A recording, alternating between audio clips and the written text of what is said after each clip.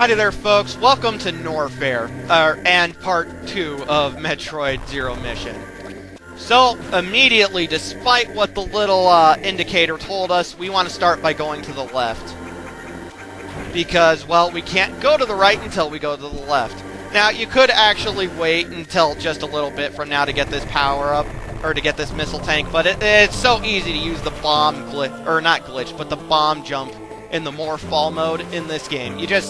You curl into a ball and you start mashing the fucking bomb button. That's all you gotta do, and then next thing you know, bam.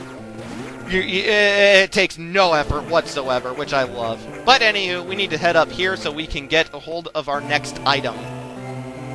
Well, actually, a few of our next items. We're in Criteria.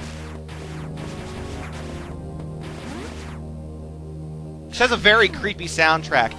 Now, one of the most unfortunate things right now is that in water, Samus just cannot move or jump anywhere near as well. I mean, she is so fucking slow right now. It's insane. But anyway, you want to come down here, kill the giant fish, and grab our next missile tank. Huzzah.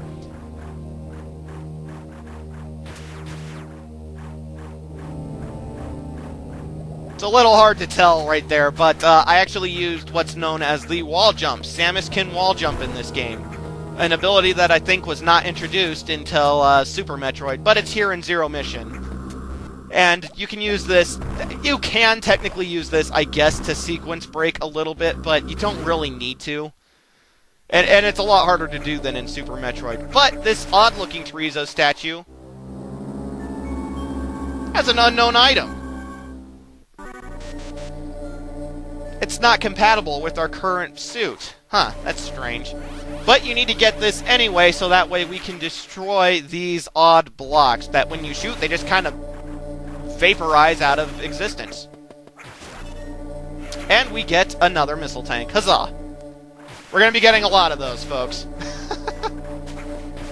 But yeah, Samus can't run or jump anywhere near as fast underwater, and that's very irritating.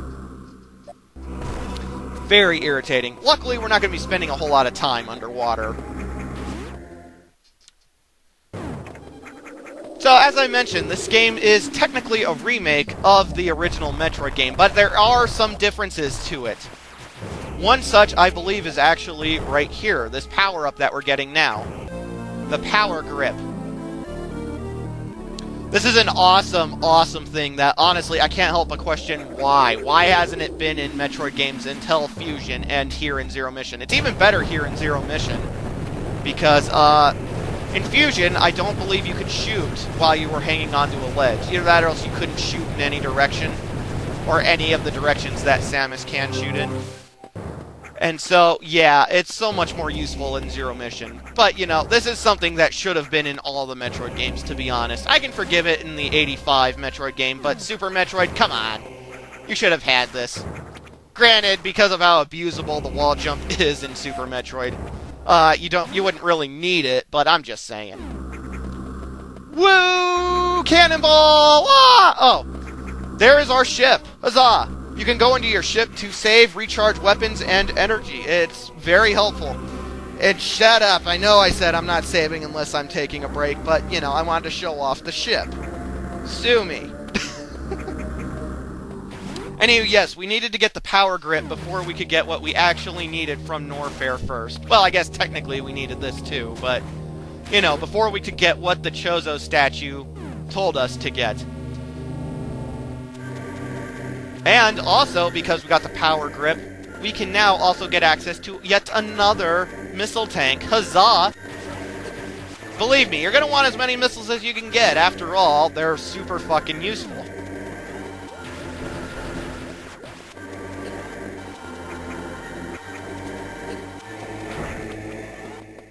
Anyway, you come over here, and bam, there it is. We're up to 50. We have found 10 missile tanks already. Like I said earlier, though, this is not a 100% run-through, and I'm sure I'm going to end up missing stuff along the way, but, you know, such is life.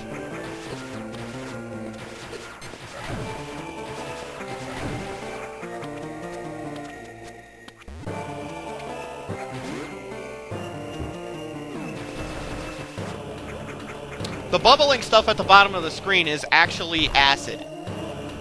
There is acid and then there's lava in this game. This is actually going to come into play a bit later, but as it stands, if you go into either acid or lava, you take damage. Acid drains your health away a lot faster than lava does, but either way, you're taking damage. So, you know, you want to watch out. You can tell which one's acid and which one's lava because of how bubbly it is. This stuff is acid. Also, the water physics kick in when you're in acid or when you're in lava, so you can't jump as high to get out and you can't move as fast. You know, though, as much as I do like the long beam for its range and its heightened power from what the default beam is, it still doesn't have enough kick, you know? We need something a little better. And this, folks, this room right here is why we needed the power grip first. You could have come this way, but as soon as you got over here, you wouldn't be able to progress. Actually, I don't know. Maybe that's not true. If you're good at wall jumping, you might be able to. But, as I was saying, the long beam, it's great and all, but now we have the ice beam, which is fantastic. It can freeze enemies in place. It also does slightly more damage, for the record. Each beam power-up raises your beam's damage ever so slightly, up until the very last power-up, but we're getting way ahead of ourselves. Now, this is to demonstrate how you're supposed to freeze those things and use them as platforms, something that you're going to be doing a lot. Or you could just wall jump to get up. There's another save room. Or you could just wall jump to get up the wall. But in most cases in this game, it's actually just easier to freeze the enemies and use them that way. But, you know, what can I say? And now that we have the ice beam, we need to figure out where to go next. So, Chorizo statue, tell us, where must we go? Well, now that we have the ice beam, we can go to Kraid. Well, that's a lie. We could get to Kraid before, but now that we have the ice beam, we can do everything we need to in Kraid. Huzzah! Now, you see, I could freeze those things, but God, that'd take forever. These ones, however, I like to freeze because wall jumping up that one wall's annoying. Come on, hit the wall. There it is. Damn it. And now I try to get fancy and wall jump up there, but it's not cooperating with me. Go figure. I can do this no problem normally, but as soon as I'm recording myself, of course it doesn't work.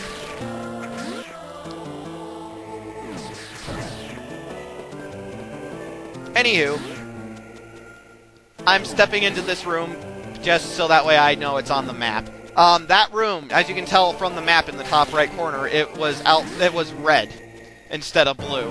What this means is that it is too hot for us to even be in there. We will lose health as soon as we step into that room. That's something to remember. And I make this part take way longer than it ever needs to. You destroy these 3 blocks right here, let this thing jump up, and then you freeze it while it's in mid-air, so that way you can use that as a platform to get up there to get, yes, as I'm sure you can guess, another missile tank. So we froze it, jump up, grab the ledge, and booyah! We're up to 60 missiles, huzzah! Oh, damn it. And now all these fire things are here, now that we have the ice beam.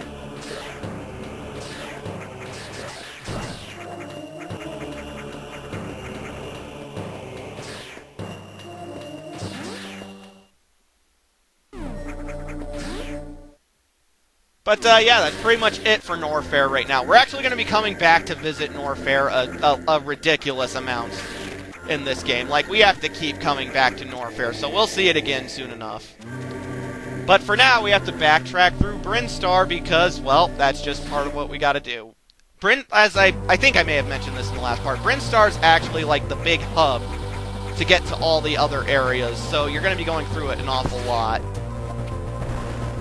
Which, by the time you finish this game, if it's your first playthrough, you're going to be so tired of the Brinstar theme by the time you get through it. But, you know, it is an awesome theme. Anywho, now that we have these other abilities that we've just got, we can actually get some more power-ups. Well, actually, now that I say that, I think that we actually could get all the power-ups I'm getting now earlier, but I'm choosing to just wait till now since we gotta go since we gotta go back through here to get to Kraid anyway. Anywho, for now we're gonna head to the right. I think I'm going to the area that I said previous part that you do not need to visit. There is nothing there worthwhile. Like, at all. As far as I know, there are no power-ups over there whatsoever, so you do not need to go over there.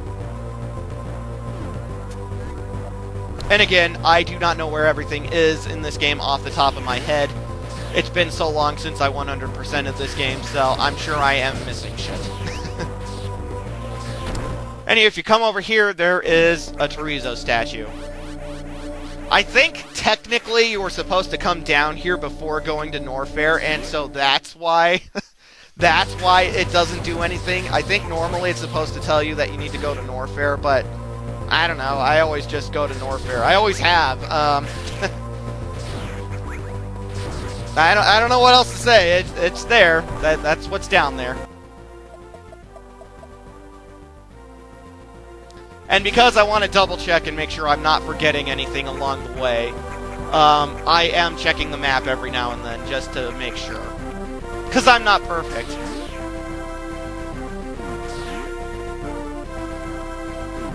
Anywho, back we go. That, right there at the bottom of the screen, that type is lava. It doesn't drain your health as fast as acid, as I said earlier.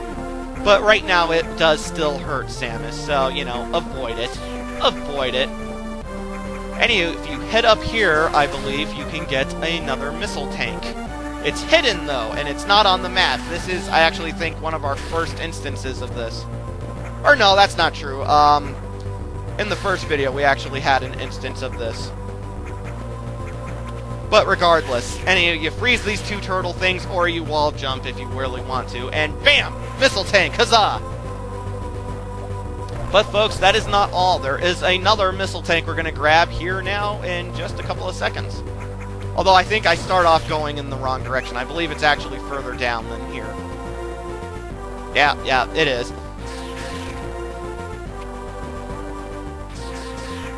The blue is very disorienting for me for some reason. The blue rock areas. I don't know why. It throws me off somewhat. Anywho, this one's a lot more obvious than the previous one because you freeze that, you can see this, clearly a different type of block. You come in here and BAM! New area. And just because I fucking feel like it, we're destroying everything in our way. You can already see it, but you fall down here and boom! There's where our next missile tank is. We're up to 70 now. Holy shit. But down here is another power-up that I actually do not remember how to get. That is a super missile tank, and we won't be getting super missiles for a fair amount of time, but that's where they're at. And I can't, for the life of me, remember how to get that one. I almost forgot about this, too. But if you shoot, I'm shooting the wrong spot. There we go. Then that exposes an energy tank. You can use the bomb bounce thing with the morph ball to get it. We could have gotten that as soon as we got bombs, but, you know, we have to come this way to get to Kraid anyway. Down here, you bomb, and you fall down here, and, well, that's pretty much it. There's going to be a door, and that takes us to the elevator to Kraid. I'll see you folks in part 3.